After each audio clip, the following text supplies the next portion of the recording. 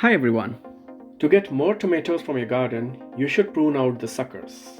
Is this a common myth or does it actually work? We tested it out. In 2022, we pruned the suckers from our tomato plants. In 2023, we did not do so and let the plants grow as they wanted to. We have the results, as well as the answer to whether you should prune tomato suckers out or not.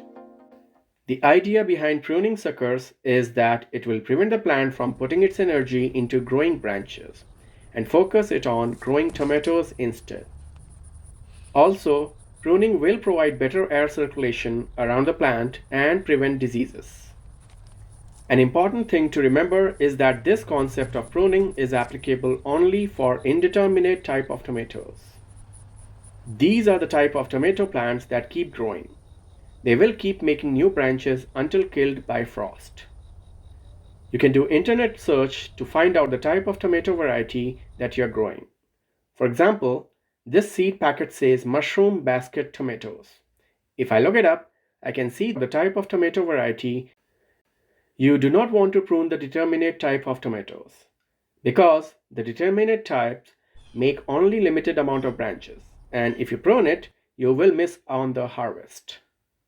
So let us bust this myth. Does the pruning work to get you more tomatoes? The answer is not for everyone. We observed that by pruning, the yield from each plant reduced. We harvested more tomatoes from each plant when we did not prune the suckers out. For a gardener with large garden area available to them, pruning would work well because they can grow more plants to get more yield. And they can grow these plants closer to each other because with this kind of pruning, the plant won't spread in all directions.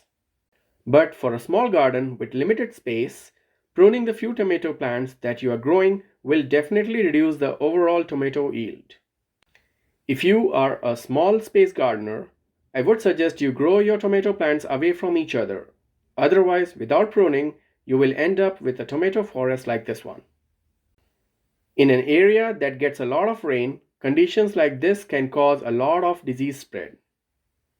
Personally for us, we plan not to prune tomato suckers this year. Ours is a medium-sized garden, so we will space out our plants and see how it goes this year. There is one more trick to get a continuous supply of tomatoes from your garden, even if it is a small garden. I have covered it in detail in this video linked here. Check it out next.